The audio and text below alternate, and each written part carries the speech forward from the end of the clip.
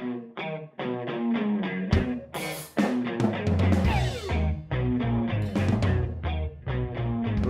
Good morning. Welcome back to Road to Freia Farm. Episode 26. We're going to talk to you a little bit more about our past 3 weeks. A little follow-up video. Yep. We've been gone for 3 weeks at Spiral Ridge, working and participating in the permaculture design course. It's a 12-day intensive educational experience. Yes, it was. But before that happened, we also celebrated Dakota's birthday. Yeah, it was my 28th birthday, and they made me feel really special. Cliff and Jen gave us a gift, and we went out to Puckett's and got us some beers and some sandwiches. The next day, it was a nice gardening day. We did a lot of weeding, and Sperry got me some gifts, some soda, some little pork snack sticks, and all sorts of other little things. And we ate a delicious farm fresh dinner with almost every component from the farm. We had pork sausage, we had a green bean veggie medley, mashed potatoes, mushroom gravy, and 2 whole 12-inch cast iron skillets of blackberry mixed berry cobbler. Holy cow. Wild blackberries, black cap raspberries, mulberries, and mulberries from the farm. And I had to go and buy 1 carton of blackberries from the store because the berries just weren't quite popping yet. Now they are. Like a week later, of course, they're everywhere. So that was awesome. And then we worked pretty hard, and then we want to tell you more about our PDC experience. Yeah, it started Saturday the 16th. It was a busy day. Cliff woke up at 4 and had to go to market. And then as soon as he got back from market, the PDC began. Yep. So as the classes began, there were 7 students, including us.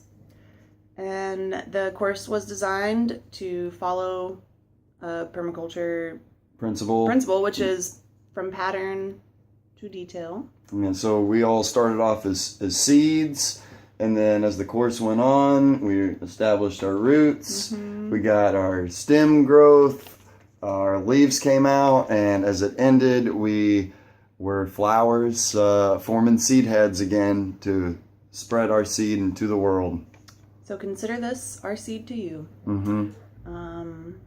The design course started with Cliff and Jen giving us a tour of their land and giving us their story of how they got there. Yeah, so them being in Florida and working on different farms, and then them going to the Eco Village Training Center on the farm, and their stay there of managing that and all the little cool projects they did. And then purchasing Spiral Ridge, which was a clear-cut piece of land, which I've known since I've been there, but I can only imagine what it's like, because if you have a chance to go to Spiral Ridge today, it's a abundant jungle of beautiful, edible plants everywhere you look. And to know that it was a clear cut less than a decade ago is kind of mind-blowing. Yeah. I finally got to see a picture of it, and it's just amazing what they've done there. It was like 50 acres clear cut on this whole ridge. Like, wow, just compacted clay. It looked crazy. And so the way that they designed Spiral Ridge with permaculture design principles. One of the biggest design principles, or maybe not design principles, but the biggest permaculture design. What are you trying to think of? I'm trying to talk about the Scale of Permanence. So the Scale of Permanence is P.A. Yeoman's, probably in like the 50s or something. It was a little bit before permaculture. He came up with the Scale of Permanence, which starts with, it's the factors that are least changeable to the factors that are most changeable. So it starts off with climate, landform, water, access, vegetation, things like that. So this is like in reference to if you were to buy a piece of land for a homestead or for a farm, you're going to take the Scale of Permanence, start at the top, and work your way down. So when you go to purchase some land, you want to think about your climate first. That's definitely something that you're not going to change.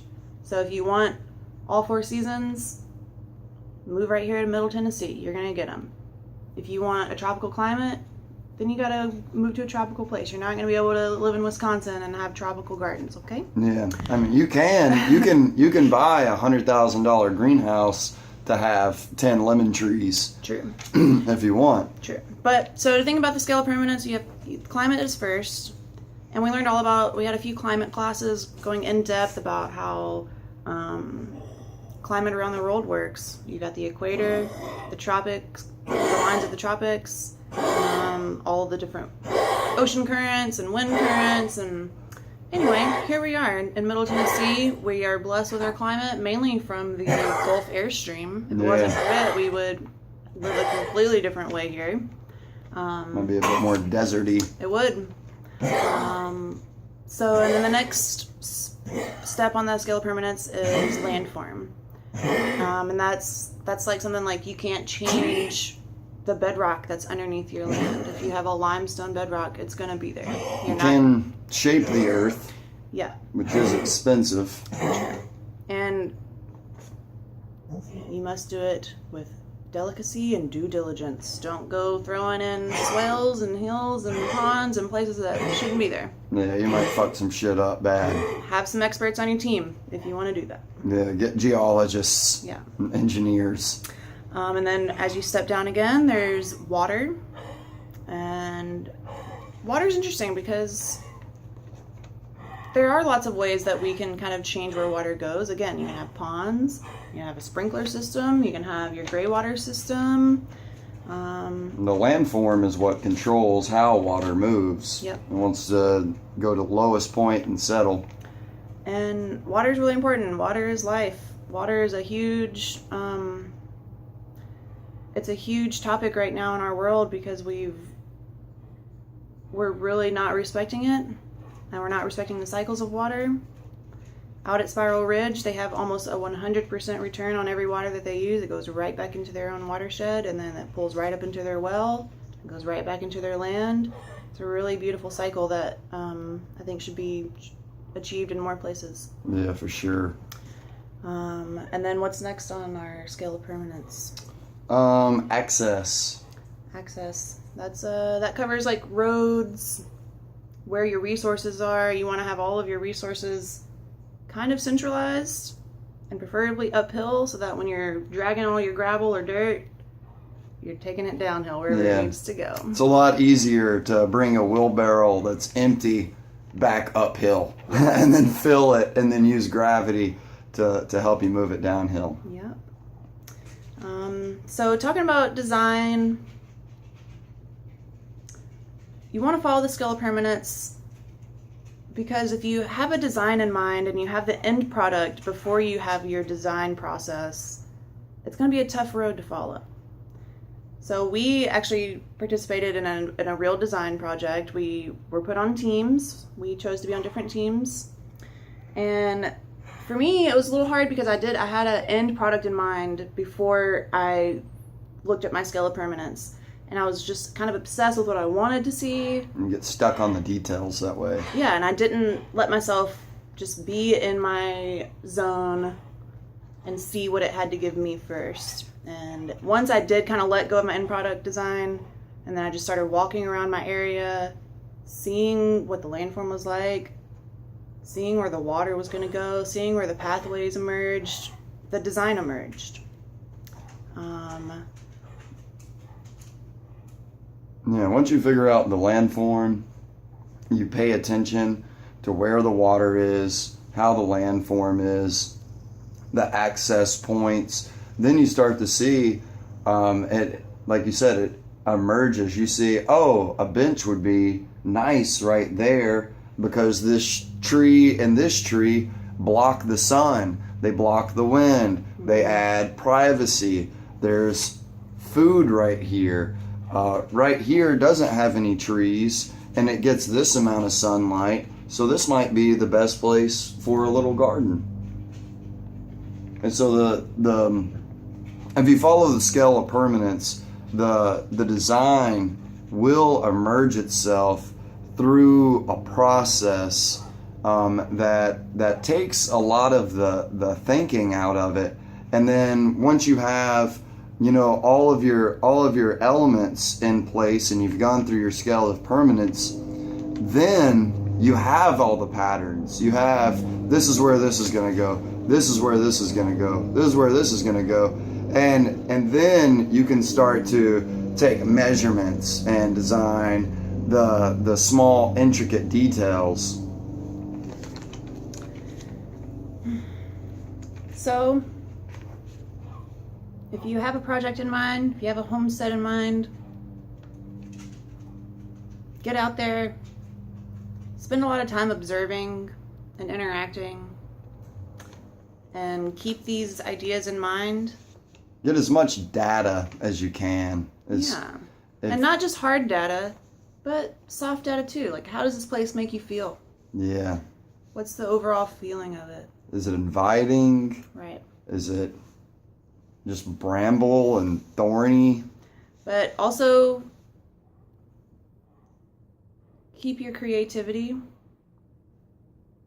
If you want to design the most fantastical, out of this world, the sky's the limit. And it's not really even the limit. Push through. Design it. See what you can do. Possibilities are endless. And this world can be a beautiful place. Also, I feel like saying to keep it simple, stupid. Like, sometimes complexity will make a project very uninviting once you are in the system and you're trying to manage it and maintain it. Complexity can make it where, like, why did I design this like this? And they call that a type 1 error, where you didn't do your due diligence from the get-go. I think this should be about it, yeah? That's it, y'all. Thank you for watching this long video, and we'll see you next week. Call us, write us, email us, send us a pond in the mail. That'd be great. Thanks. Bye.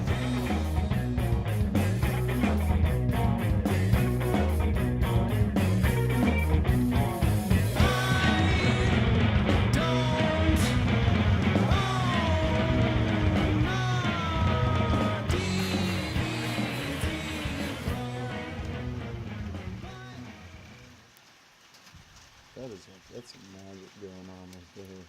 How it's all white and then all dark.